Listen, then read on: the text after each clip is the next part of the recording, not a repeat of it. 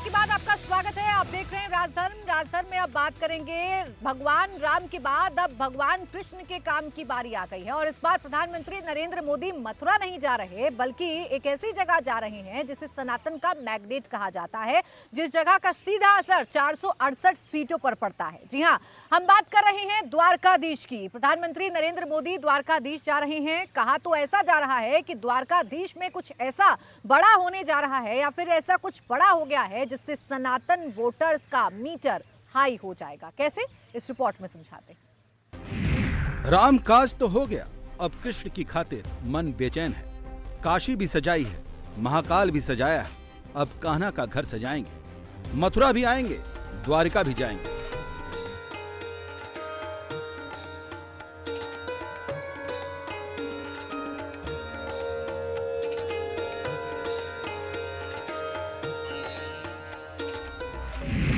मोदी की ये जरूरत भी है, इसीलिए फोकस भी है और टीम मोदी का मिशन भी। 24 का मैसेज क्लियर भी है, चुनाव होगा पर उससे पहले सनातन वोट का पूरा सॉलिड इंतजाम होगा। सभी सनातन वोट के असर वाली 468 सीट तक संदेश होगा।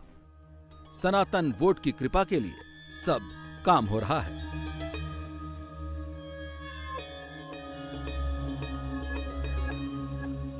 सनातन वोट का अगला बड़ा सेंटर द्वारिका में तैयार हो रहा, वैसे ही जैसे अयोध्या, काशी, उज्जैन बनकर तैयार है। द्वारका का एक जो सबसे मेन आइलैंड है बेट द्वारका, वहाँ पे अब भगवान द्वारकाधीश के दर्शन करने के लिए बोट्स की जरूरत नहीं पड़ेगी। अब आप देख सकते हैं ये सुपर स्ट्रक्चर जो है सिग्नेचर ब्रिज का, ये बन करके तैयार है। 2.3 किलोमीटर लंबा ये सिग्नेचर ब्रिज जो है ये बन करके तैयार है। और यहाँ आप देखिए जिस तरह से पहले बोट के ज़रिए जाना पड़ता था यहाँ पे लोगों को दर्शन करने के लिए, वो अब ज़रूरत नहीं पड़ेगी, क्योंकि अब आप सिर्फ 5 मिनट के भीतर ही भीतर ओखा के इस तट से सीधा बेट द्वारका पहुँच सकते हैं भगवान द्वारकाधीश के दर्शनों के लिए। द्वारिका सनातन वोट का बहुत ही पावरफुल मैग्नेट है। जब यह दिखेगा तो देश का 80% हिंदू हृदय खुद को सीधे कनेक्ट करेगा। ऐसा कहने के पीछे एक बड़ी वजह है। याद कीजिए अक्टूबर 2022 का महीना, जब बड़े पैमाने पर बेट द्वारिका में डिमोलिशन का एक्शन हुआ। जानते हैं वजह क्या थी? द्वारकाधीश के महल के आसपास से हिंदू पलायन कर रहे थे। अचानक से, जिसे भगवान कृष्ण का घर कहा जाता है, वहां अचानक से मुसलमानों की आबादी बढ़ने लगी थी। कराची से महज 105 किलोमीटर दूर है बेट द्वारका। बेट द्वारका में रहने वाली कई लड़कियों की शादी पाकिस्तान में हुई है और पाकिस्तान की कई लड़कियां शादी करके यहीं बसी हैं। मसला ये नहीं है, मसला ये है कि यहाँ मुसलमानों ने जमीनों पर कब्जा शुरू कर दिया।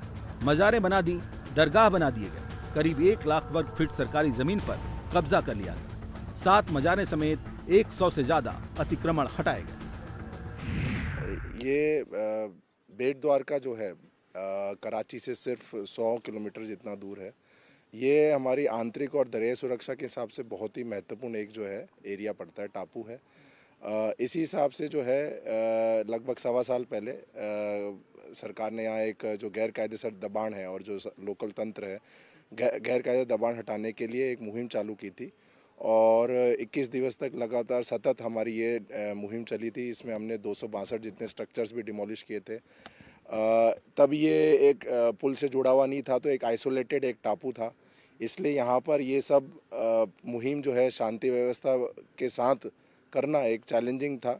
उस हिसाब से हमने बहुत डीप में प्लानिंग की थी और इसी हिसाब से हमें इसमें सफलता भी मिली। ये मुहिम ख़त्म होने के बाद भी जो है हमने पुलिस ने जो है स्थानिक पुलिस ने यहाँ पर मैंने एक डेडिकेटेड यूनिट रखी, अधिकारी रखा, उनको पूरा साजो सामान, व्हीकल सब दिया गया और उसके हिसाब से ऐसा रहा है कि वो लोग जो है जितने भी एरियाज़ हैं जहाँ पर दबाण था और भी जो महत्वपूर्ण एरिया है वहाँ पर ये लोग सतत पेट्रोलिंग करते हैं। हिंदुओं के पलायन को रोका गया, मुस्लिमों की अवैध इमारतों को हटाया गया और अब इस पूरे इलाके को कृष्णमय किया जा रहा है।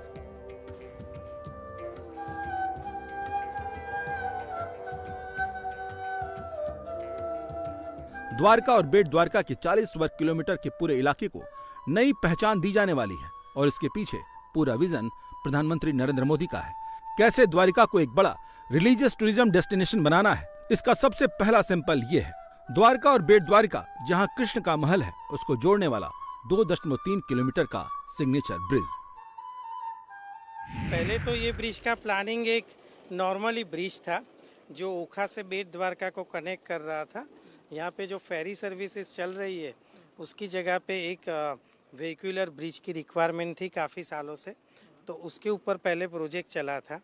फिर हमारे माननीय प्रधानमंत्री श्री नरेंद्र भाई मोदी सर के विज़न से वो सिंपल ब्रिज में से काफ़ी अलग अलग ऑप्शन का डिस्कशन हुआ कि जिसमें extra dose cable stayed bridges के अलग अलग ऑप्शन डिस्कस हुए, अलग अलग हमने डिज़ाइंस बनाई और उसमें से ये डिज़ाइन जो हमें दिख रही है कि 500 metre long main span cable stayed bridge का और 200 मीटर के साइड स्पान, तो टोटल 900 मीटर का ये केबल स्टेड ब्रिज बना है।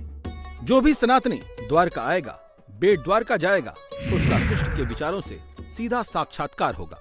सिग्नेचर ब्रिज भगवत गीता का वाहक बनेगा। हर 3 से 4-5 मीटर पर लगे पत्थरों पर गीता के श्लोक लिखे होंगे, जिसका अनुवाद हिंदी, अंग्रेजी और गुजराती में लिखा होगा। कृष्ण भक्ति के सिग्नेचर मार्क को रिफ्लेक्ट करते हुए जो ये ब्रिज बनाया गया है ओखा से बेट द्वारका को जोड़ने वाला, उसमें गीता के जो श्लोक लिखे हुए हैं इस तरह के बोर्ड्स पे, उसके साथ साथ विष्णु सहस्त्र स्तोत्रम भी यहाँ पे इंस्क्राइब किया हुआ है अलग अलग बोर्ड्स में, जहाँ भगवान विष्णु के 1000 नाम जो हैं वो इन बोर्ड्स पे इंस्क्राइब किए हुए हैं। सोचिए जब भक्त यहाँ आएंगे और गीता के सार के साथ साथ उन्हें भगवान विष्णु के इन 1000 नामों का जाप करने का भी मौका मिलेगा। पाथवे पर ये इस प्रकार के हर 10 मीटर पे 2 बाय 3 मीटर के ये स्टोन्स जो हैं वो लगाए गए और उस पे कृष्ण भक्ति के तमाम रस जो हैं उनको अंकित किया गया। सबसे इम्पोर्टेंट बात है, गीता का जो अध्याय अलग अलग अध्यायों से जो श्लोक हैं उनको यहाँ पे अंकित किया हुआ है और उसके ट्रांसलेशंस हैं वो भी 3 अलग अलग भाषाओं में आपको यहाँ देखने को मिलेंगे। जैसे कि ये विभूति योग जो है गीता, श्रीमद् गीता के 10वें अध्याय का ये पार्ट है, उसके श्लोक यहाँ पे अंकित हैं और उसके अनुवाद जो हैं वो आप देखिए गुजराती, हिंदी और इंग्लिश में यहाँ पे अंकित हैं। और जैसे जैसे आप आगे बढ़ेंगे आपको भगवत गीता के ये श्लोक जो हैं अलग अलग अध्यायों के उसकी झांकी जो है यहाँ देखने को मिलेगी। भगवत गीता का जो जीवन परिचय है उसका जो मूल है वो यहाँ पे समझने को मिलेगा। सिग्नेचर ब्रिज को मोर पंख के डिजाइन का बनाया गया है। ब्रिज के मेन पिलर पर बड़े बड़े मोर पंख बने हैं। सिग्नेचर ब्रिज पर जगह जगह कृष्ण का प्रभाव होगा, जिसमें कृष्ण भक्ति का भाव होगा। ओखा से बेट द्वारका को जोड़ने वाले इस ब्रिज का सबसे बड़ा अट्रैक्शन होगा ये जो ब्रिज के पायलॉन पे बने हुए हैं मोर पंख, जिन्हें कि भगवान कृष्ण के माथे पर सजे मोर पंख से अडॉप्ट किया गया है और यहाँ कार्व करके ब्रिज पर इंस्क्राइब किया गया और इस तरह से इसमें रंग भरे गए हैं कि दिन में भी ये अच्छी तरह से रिफ्लेक्ट हो, जो यहाँ आने वाले दर्शनार्थी हैं वो इसे देख पाएँ। और रात में इस तरह से लिटअप किया जाएगा कि जो ये मोरपंख हैं वो रात में भी दिखेंगे और एक तरह से ब्रिज का जो एक पूरा कॉन्सेप्ट है उसमें जो वैल्यू ऐड करेंगे। भगवान कृष्ण की लीलाओं को इस ब्रिज पे दर्शाते हुए इस सिग्नेचर ब्रिज का निर्माण किया गया। फेरी से बेट द्वारका जाएंगे तो दूर से सिग्नेचर ब्रिज के खंभों को बांसुरी जैसा आकार में देखेंगे। रात में ऐसी लाइटिंग की गई है जो दिन रात दोनों में रिफ्लेक्ट करेगी। रात को भी यहाँ पे लाइटिंग के प्रोविज़न किए गए हैं कि जिसमें डेकोरेटिव लाइटिंग है जो पूरे ब्रिज के ऊपर होगी, इंक्लूडिंग केबल्स को भी इल्यूमिनेट करने का प्लान किया गया है।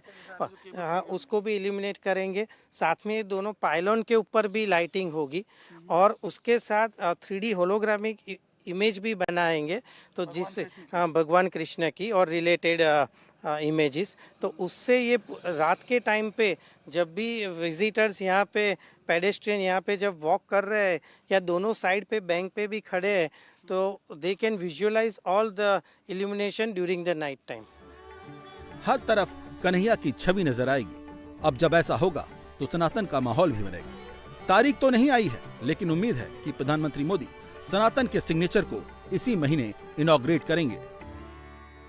ओखा से बेट द्वारका को जोड़ने वाले इस सिग्नेचर ब्रिज को इस तरह से डिज़ाइन किया गया है कि ये कृष्ण भक्ति के संदेश के साथ साथ पर्यावरण की सुरक्षा का भी संदेश दे रहा है और शायद देश का पहला एनर्जी एफिशिएंट ब्रिज है जो कि अपनी एनर्जी रिक्वायरमेंट्स को तो पूरी करेगा ही, लेकिन साथ साथ पावर ग्रिड में भी इसके थ्रू ऊर्जा जनरेट होगी।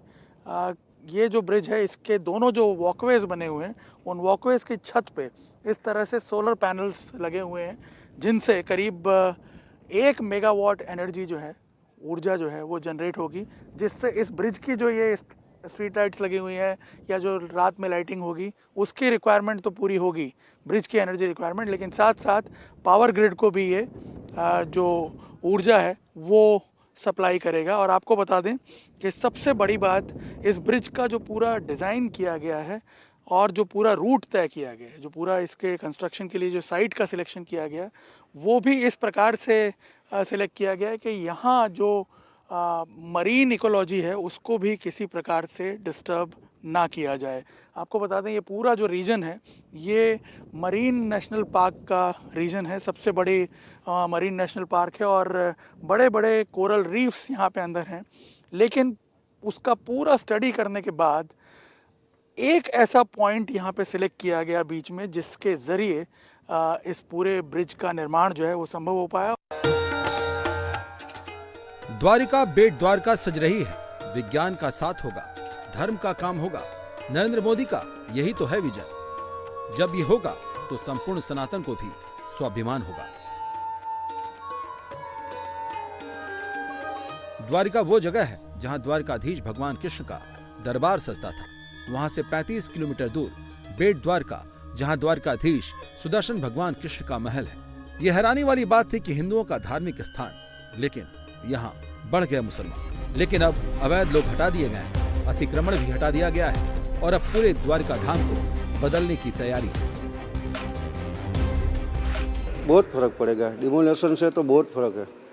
डिमोलेशन से तो ये लोग तो पहले बहुत ये फिशिंग का धंधा है इसलिए सारा कवर कर लिया था, अभी तो बहुत अच्छा है। डिमोलेशन के बाद में तो बहुत शांति है। हाँ, बेट द्वारका स्थित भगवान कृष्ण की ये हवेली, जो कि बताया जाता है करीब 500 साल पहले इसका निर्माण हुआ था और पौराणिक यदि कथाओं का वर्णन देखें तो बताया जाता है कि यही भगवान श्री कृष्ण का द्वारका में असली निवास भी था और इसीलिए इस मंदिर का महत्व भी है। और अब जब ये ब्रिज बन जाएगा, सिग्नेचर ब्रिज जब लोगों के लिए खुल जाएगा, तो यहाँ आने वाले जो यात्री हैं उनकी सुविधाएं भी बढ़ जाएंगी और यहाँ यात्रियों का जो इन्फ्लक्स है वो भी और ज़्यादा बढ़ जाएगा, क्योंकि अभी यहाँ आने के लिए बोट से आना पड़ता है वैसे, लेकिन पिछले 2 सालों में काफ़ी परिवर्तन यहाँ पे आना शुरू हुआ है जब से यहाँ डिमोलिशन हुआ। और डिमोलिशन के बाद जिस तरह से डेमोग्राफी यहाँ की बदलनी शुरू हुई उसका एक पॉजिटिव चेंज आया है। प्लस अब ये ब्रिज जो है बन गया है और इसके अलावा जो मास्टर प्लान बन रहा है बेट द्वारका को डेवलप करने का, उस वजह से इस ब्रिज, इस मंदिर का अट्रैक्शन जो है वो और ज़्यादा बढ़ जाएगा। लेकिन द्वारिका सजेगी कैसे, इसका भी पूरा मास्टर प्लान आ चुका है। द्वारका बेट द्वारका, मूल द्वारका जो समंदर के नीचे है, पूरे इलाके को धार्मिक पर्यटन का बड़ा केंद्र बनाया जाएगा। जमीन समंदर मिलाकर 30 किलोमीटर तक बेट द्वारिका का इलाका है, जहां कोस्टल इलाकों में सनातन के प्रतीकों को डेवलप किया जाएगा। पूरी एक कृष्ण सर्किट बनाई जाएगी, जिसके लिए बेट द्वारका का मास्टर प्लान तैयार किया गया है। द्वारका में एक बड़ा म्यूजियम बनाया जा रहा है जिसमें कृष्ण लीला, वैष्णव संप्रदाय के बारे में साक्ष्य रखे जाएंगे। इसी प्रोजेक्ट में 12 ज्योतिर्लिंग में शामिल नागेश्वर मंदिर, इसके अलावा हनुमान जी और उनके पुत्र मकर ध्वज का मंदिर भी डेवलप हो रहा है। मूल द्वारका दर्शन के लिए सबमरीन चलाए जाने का प्लान है। सबमरीन का वजन 35 टन होगा। इसमें एक बार में 30 लोग बैठ सकेंगे। 2 गोताखोर और 1 गाइड साथ रहेगा। 2.5 घंटे का समय लगेगा। कृष्ण की नगरी द्वारका को भी एक रिलीजियस टूरिज्म हब के तौर पर डेवलप किया जाएगा और प्लान के तहत एक द्वारका कॉरिडोर को डेवलप किया जाएगा अयोध्या, काशी और उज्जैन की तर्ज पर, जिसमें आपको बता दें कि जो ये सुप्रसिद्ध द्वारकाधीश का मंदिर है, इसके आसपास के पूरे इलाके को एक तरह से रीडेवलप किया जाएगा।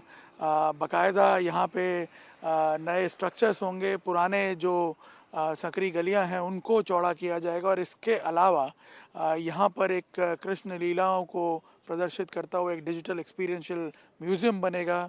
यहीं पे बताया जा रहा है कि भगवान कृष्ण की एक विशाल प्रतिमा जो है उसका भी निर्माण होगा और इसके साथ साथ जो पूरा इलाका है द्वारका का, उसके आसपास के जो बीचेस हैं उन्हें डेवलप किया जाएगा। जो मूल द्वारका नगरी है, समुद्र के अंदर जो डूब चुकी है, उसके दर्शनों के लिए एक सबमरीन राइड जो है वो भी शुरू किए जाने का प्लान है इसके तहत। और सबसे जो इम्पोर्टेंट पार्ट है वो यह है कि बेट द्वारका, जो कि बताया जाता है भगवान श्री कृष्ण का निवास स्थान हुआ करता था, उस मूल द्वारकाधीश के मंदिर के दर्शनों के लिए कुछ खास व्यवस्थाएं की जा रही हैं। यहाँ पे सिग्नेचर ब्रिज बना है और इसके अलावा बेट द्वारका का एक मास्टर प्लान भी तैयार हो चुका है।